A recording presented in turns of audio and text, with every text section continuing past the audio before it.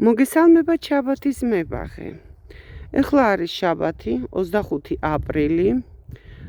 ამ ძირითადი ვერანდის კლუმბას, როგორც ესე ვეძახი, გამარგვლა გასუფთავება დავასრულე. ჯერჯერობით ამართლებს ლოკოკინების წინააღმდეგ ეს ნაჭუჭების შემოყრა. აქ სარეველა დამჩენია. სხვათა შორის მებაღის წესი ერთ-ერთი სარეველას შეამჩნევთ, ეგრევე ამოიღეთ და გავიწყდებათ. თვითონ სარეველა არ დაგინდობთ. ეს ყვავის იბერისი აყვავდება ეხლა არმერიები, აქ გვერდზე არმერიები სულ იყვავილებს, რომ დაიწყებს ყვავილობას ყინვებამდე. ყვავილობას იწყებს აგრეთვე ნიადაგმფარავი ფლოქსი. სრულ ყვავილობაში ჯერჯერობით არ არის და იქნება ესეთი ლავანდისფერი ბალიშივით. ამის რომ თქვათ ვეჭობდით ესე კარდინალურად რომ გავსხალი კოწახური რედჯავალორი ნახეთ ამოიღო ახალი ყლორტები. ცოტა ფორმა მაქვს მისაცემი ლავანდისთვის და ეხლა კაი პერიოდია ლავანდის როზმარინის სხლის. ისინი ვიცით ხმელთაშუა ზღვის მცენარეებია. რამდენიც არ უნდა თქვან რომ თქვათ ყინვას უძლებს, კი ბატონო უძლებს ყინვას, მაგრამ აი გაჩვენებთ. გვიან რო გავსხალი შარშან ცოტა დამაგვიანდა შემოდგომაზე, ამოიღო ახალი ყლორტები და ახალი ყლორტები აგერ მოეყინა. ასე რომ ყინვაგამძლად ყინვაგამძლე არ არის. აქ იზრდება ხუჭუჭა სტაფილოსფერი ლილეინიკი, რომელიც ჰარმონიაში იქნება, ეხლა გაჩვენებთ.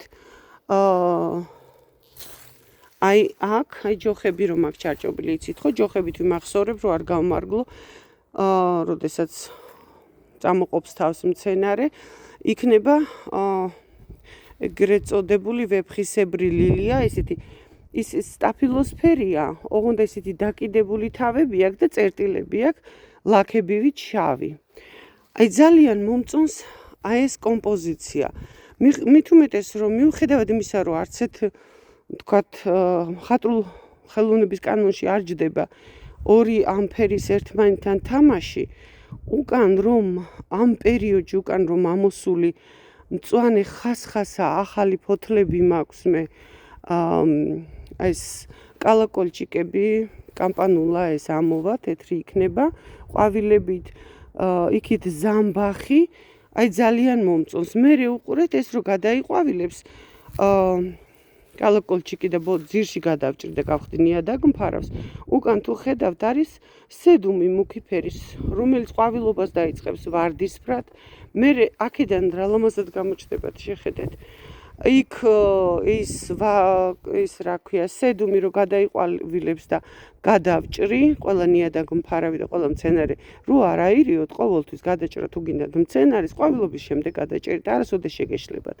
გასხალით გადაჭერით ყვავილობის შემდეგ. ის გახდება წითელი, აი ამ გამას გააგრძელებს და იქნება აი ნუ რა ვიცი, ჩემი აზრით ძალიან ლამაზი. თუმცა ნუ რა ვიცი, ყველა ადამიანს თავისი შეხედულება აქვს, მაგრამ გაითვალისწინოთ რომ როდესაც აკეთებთ ყვავილნარს, რომ ჯერ უნდა შექმნათ ჩოჩხი ძირითადი მცენარეებისგან. სასურველია მარადმწვანე მცენარეებისგან და მერე მეურგათ მცენარეები, რომელიც იმ განათებას ითხოვს, სადაც გავთ იმ მცენარესთან იქნება ჰარმონიაში, როგორც ფერთა გამის, ისე ერთნაირი მორწყვის სისტემა იქნება, რომ არ დაიჩაგროს. აი უყურეთ, მე ძალიან მომწონს, აი ახლა აი ეს ნაწილი ცოტა განათებით ვერ ჩანს, აი აქედან რო შეხედეთ ეს ორი კოწახური. მე თვალში მზე მირტყამს, არ ვიცი რამდენად კარგად აისახება ეკრანზე. უკან არის ყვითელი აურია კოწახური ტუმბერგის, წინ არის ატავური კოწახური და ამ ატავურ კოწახურსა და იმის კომბინაცია, ესეთი აჟურული კომბინაცია მომწონს ძალიან. ანუ აი ხო ხვდებით წლის ყველა პერიოდში, როდესაც იცვლება ყვავილნარი, საინტერესო ხდება. და ამის შეცვლა შეიძლება აი ესეთი ყვავილების, სხვადასხვა ტიპის დამატებით, შეიძლება ერთწლიანებიც, მრავალწლიანებიც, მაგრამ რომ წლის განმავლობაში ზამთარშიც კი ყვავილნარი იყოს საინტერესო, ჩონჩხი უნდა იყოს შენარჩუნებული, როგორც მე აი ვთქვათ, ღვიებით ვინარჩუნებ, ბზებით, ტუიებით, ნაძვით და თუნდაც აი ამ მცენარებით, რომელიც ფესვებს, ფოთლებს ჩამოყრის, ჩონჩხი რჩება ლამაზი. განათება აქვს ლამაზი, აი ვთქვათ, აი ამ ვეიგელას ჩონჩხს იმ შავ ფონზე ვარჯს ლამაზი განათება აქვს. ეხლა ეს სანამ ყვავილობას დაიწყებს, მე ვფიქრობ, რომ აქაც ლამაზია, მაგრამ ყვავილობას დაიწყებს ვარდისფერ თეთრი ყვავილებით, სულ გადმოიხრება ფანტანივით ეს ტოტები იმის სიმძიმისგან. არ მიხსენებია აგრეთვე ეს ყვავილობს მრავალწლიანი ალისუმი ყვითელი, მარადმწვანე. აქ მე ეს თესლისგან მაქვს გამრავლებული, თესლისგან მაქვს აგრეთვე ერთწლიანი ალისუმები, თეთრი და ლურჯი, რომელიც ყოველ წელს უკვე ერთხელ რო ჩავრგე, ჩითილი გამოვიყვანე და ჩავრგე, ყოველ წელს ითესებიან და ამოდიან ფაქტიურად იმავე ადგილზე. იფანტებიან, ჯერ ესენი არ ჩანან, ცოტა ხანში გამოჩნდებიან.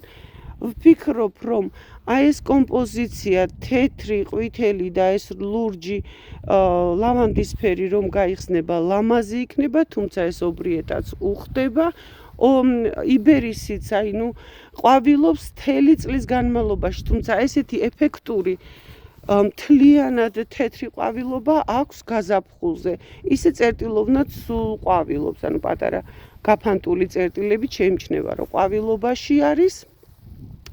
ობრიეტაც, აუბრიეციას ეძახიან კიდე მეორენაირად. ყველაზე გრძელი ყვავილობა აქვს, ერთ-ერთი პირველი იწყებს ყვავილობას, ეხლა მთლიანად არ არის გახსნილი ჯერ და დაამთავრებს საკმაოდ გვიან. ობრიეტაზე მინდა გითხრათ, რომ ყველა ლიტერატურაში მითითებულია, რომ მზის მოყვარული მცენარეა. ალბათ, სავარაუდოდ კი მზის მოყვარული მცენარეა, მაგრამ თქვენს პირობებს დააკვირდით, რა პირობებში გინდათ ეს მცენარე, მაგალითად, ჩემთან დასავლეთის მწველი მზისგან იცავს ტუია. და აი ტუიას ქვეშ უფრო ნახეთ, ყვავილები მეტია. სადაც ჩრდილი ეცემა. ყველა მცენარის მიუხედავად იმისა, რომ რა დახასიათება აქვს, თავიდან კი გაითვალისწინეთ მახასიათებლები, მაგრამ შემდეგ თქვენს ტერიტორიაზე დააკვირდით, როგორ მუშაობს, იმიტომ რომ გარდა იმისა, რომ ვთქვათ, ჩრდილი მზე რაღაცას გაითვალისწინებთ მორწყვის სისტემას, აგრეთვე უნდა გაითვალისწინოთ თვითონ მცენარე როგორ გრძნობს თუნდაც იმ ქარში, მაგალითად, რაც ჩემთან არის. და იმ ქარისგან მოფარება სჭირდება. იმდენად შეიძლება ჩრდილი არ სჭირდება, რამდენად ქარიდან მოფარება.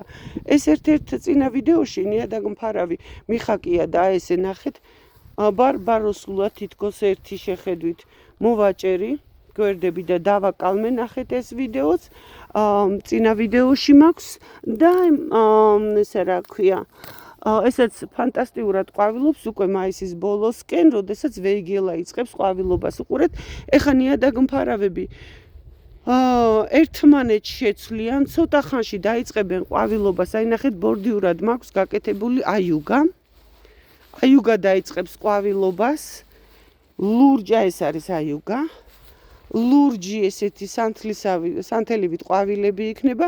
წარმოიდგინეთ, როგორ მოუხდება თუნდაც იმ ყვითელ mountain globes, თეთრო ობრიეტას და კიდე შემდეგ მასთან ერთად იყვავილებენ. წამოვიდა ზამბახი. აგერ, ცოტა ხანში ჩემთან ზამბახი გახსნის ყვავილს. აი, ეს უცნაური ზამბახები, ნახეთ, აქ რომ დამრჩა და შუა მანქანის გზაზე თავისი დამოვიდნენ, ვიცით რომ ზამბახს დიდი გადაყოლა და ჩარგვების ეს რაღაც არ ჭირდება ჩარგვების დროს რაღაც დაცვა, წესების პირდაპირ მიწაში ჩადეთ. მაშასე, აი აქ ამოდის ხოსტა, იმიტომ რომ აქ ვეიგელა მიქმნის ჩრდილს, ამ ხოსტასთანაც უნდა მოვაყარო მე კვერცხის ნაჭუჭი. აი ამ ხოსტებზე არ დამჭირდება იმიტომ რომ აქ აი ესეთი წვეტი ცუდად დაფხვნილი ხრეში მაქვს, ამაზე ვერ გადაივლის, აქ უკვე გასაგებია, აი აქედანაც ამოვა ხოსტა და აქ ძველი კვერცხიც ჩანს, ეს დაიფარება ეს კვერცხი და აქ პერიოდულად მართლა მიწევს დაყრა. სერიოზულად გახსნა ფოთლები საგვილა ჰორტენზიამ, ლაიმლაითმა. აი წამოვლენ ახლა გაიზრდებიან თეთრი კამპანულები. აქ შედარებით სახლის ჩრდილში ხვდებიან და ნაკლებად არის წამოზრდილი, განსხვავებით აი აქ ნახეთ როგორ არის გაზრდილი.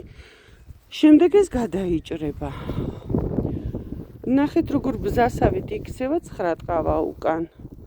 ეს ხათაშორის აქედან რამოდენიმე ამოსაღები მაქვს. აი ეს ნახეთ რო გადავჭერი და ზამთრის ინტერესისთვის რომ აქ დატოვებული აი ესე დაბალზე რატო ვჭრი რომ ახალ წამოღებული ყლორტები ამას ზამთრის განმავლობაში აქვს წითელი ულამაზესად ჩანს თოლზე ანათებს პირდაპირ. რა გითხრათ, აბა რო შეხედოთ ხო შეკრული მაქვს კომპოზიცია. თუ გადახედავთ ზამთრის შემოდგომის ვიდეოებს, ნახავთ რომ ზამთარშიც კი თოლშიც კი ფორმა აქვს ამ ყვავილნას შენარჩუნებული. შემოდგომაზე როგორი სხვა ფერთა გამა შემოდის გაზაფხულისგან განსხვავებით. ნახეთ ზაფხულის ვიდეოები, თუმცა აი ისე გვიან დავიწყე ვიდეოების ჩაწერა, რომ არ მაქვს ვარდების ყვავილობა. აი ყველაზე საინტერესო როა მაის-ივნისი, ივლისი ის თვეები არ მაქვს გადაღებული. აი ყურეთ, მე მინდა გაჩვენოთ ერთ-ერთ წინდან ვიდეოში გავაკეთე ჩარგვები ლილიის. და აგიხსენით როგორ ირგვება, აი წამოვიდა თავები. როგორც ყოველთვის გეუბნებით, რომ გაჩხერილი მაქვს ჯოხები, რომ ვიცოდე და არ გავმარგლო იქ თუ სადმე რამე მაქვს დათესილი. იქ დიდი მწვანე ლაქა რომ არის, ეს არის აქ ბუნებრივად დაითესა ყაყაჩო და დავტოვე, იმიტომ რომ ლამაზია, თან ადგილობრივი აბორიგენია, ეგრეთ წოდებული და მინდა შევინარჩუნოთ. ლავანდის გადაჭრა გაჩვენეთ წინა ვიდეოში, ეს არის საკმაოდ დიდი მსხვილი ლავანდა. ეს არის ვარდისფერი ლავანდა.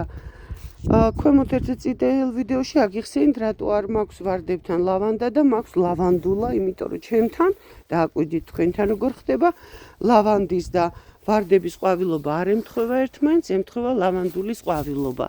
აი შეხედეთ კვერცხს ხო ხედავთ?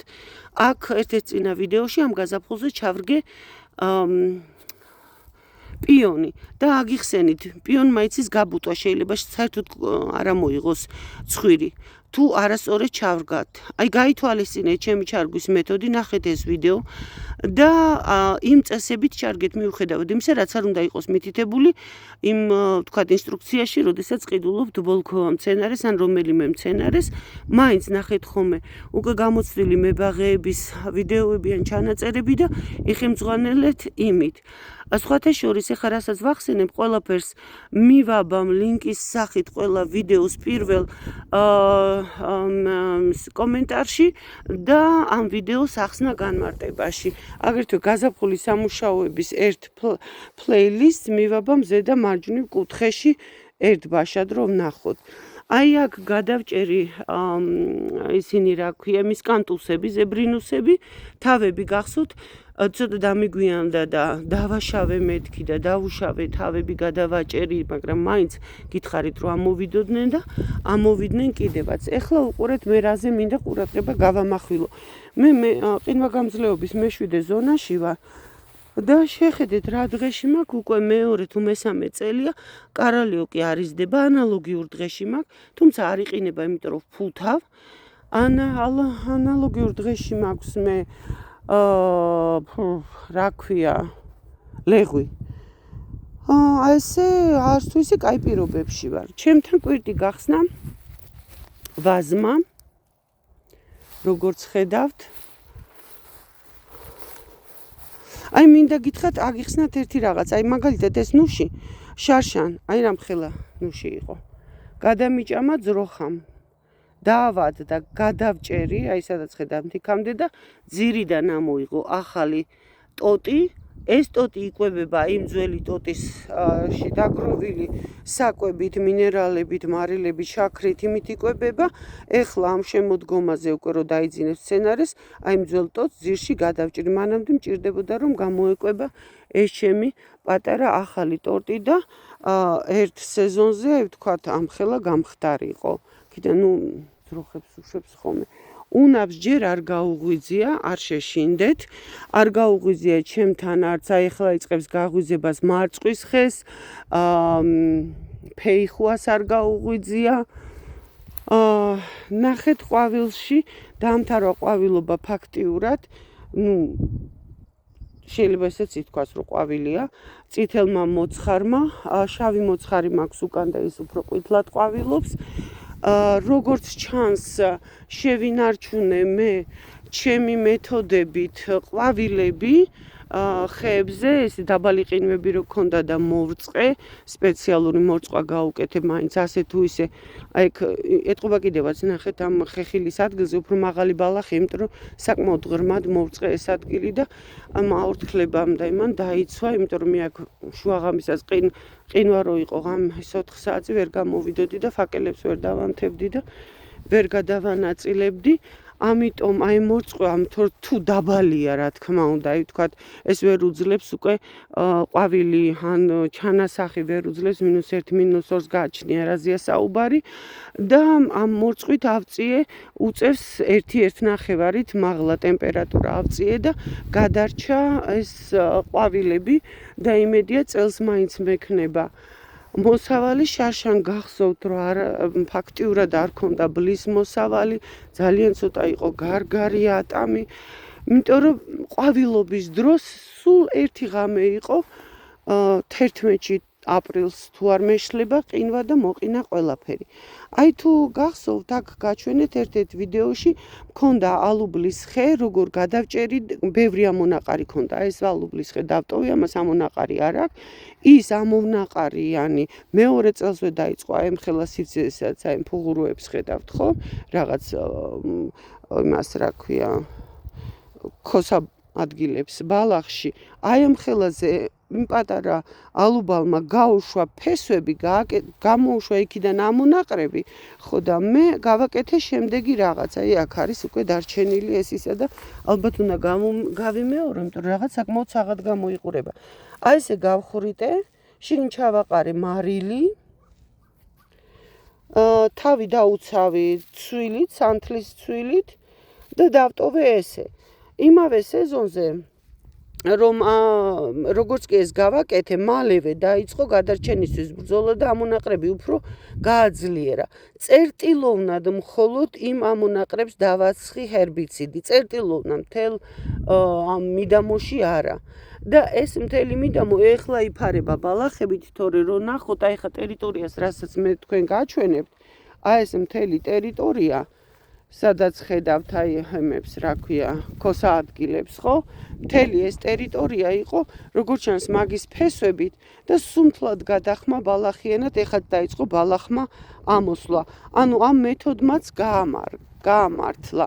ეს არის ჩვენი როზარიუმი, თუ გახსოვთ, ეს გაჩვენეთ ერთ-ერთ წინან ვიდეოში, ამის ლინკსაც ჩავაგდებ, როგორ გავწმინდე, როგორ დავამატი, აქ რები მაქვს ჩარგული, აქ მაქვს ლავანდულები, როზმარინები, ეს შალფეი, ვერონიკა, რომელიც არის მეგობარი ვარდების, აგრეთვე მაქვს თეთრი ესეთი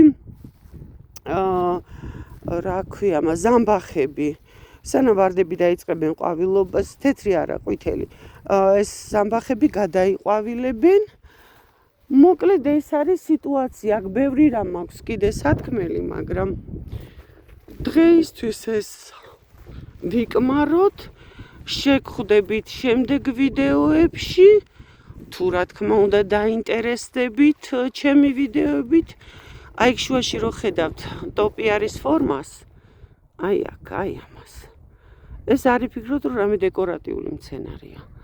ეს არის აკაური აბორიგენი ტყემალი, რომელიც სახლის მშენებლობის დროს ორჯერ ამოვიღე ტრაქტორით. მაინც ამოძვრა და აი ესე სხლავ. საკმაოდ ლამაზია, ზამთარშიც კი ინარჩუნებს ჩონჩხს. მე მომწონს. ასე რომ ყველაფრისგან შეიძლება გავაკეთოთ რამე სილამაზე. თუ მოგწონთ ჩემი ვიდეოები, გამოიწერეთ არხი თუ ჯერ კიდევ არ ხართ გამომწერი, მომიწონეთ ვიდეო, გამიკეთეთ კომენტარები, დამისვით შეკითხვები, სიამოვნებით გიპასუხებთ. რაც მეტ შეკითხვას დამისვამთ, მით მეტი ადამიანი ნახავს ამ ვიდეოებს.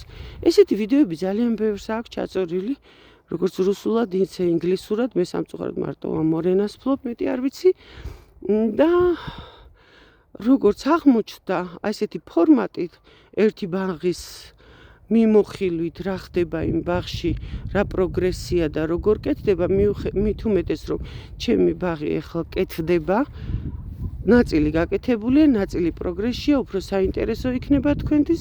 ესეთი ვიდეოები ქართულ რეალობაში ნაკლებად არის, ყოველ შემთხვევაში მე ვერ მოვიძიე, თუ თქვენ იცით, სიამოვნებით დავიმეგობრებ იმ არხსაც და გთხოვთ რომ გამოიწეროთ, დამისვათ კომენტარები, რომ რაც შეიძლება მეტმა ნახოს და გქონდეს ჩვენი ქართული არხიც. იმედია მეც დავიხვეწები როგორც ოპერატორი, როგორც მონტაჟორი და უფრო კარგი ვიდეოები მექნება და თავს არ მოგაწყენთ. სასიკეთო იყოს თქვენი ბაღები, სასურველი ბაღები შეგექმნათ, ბედნიერი ცხოვრებით გეცხოვროთ, სასიამოვნო კვირა გქონოდეთ, გემშვიდობებით თქვენი შაბათის მებაღე.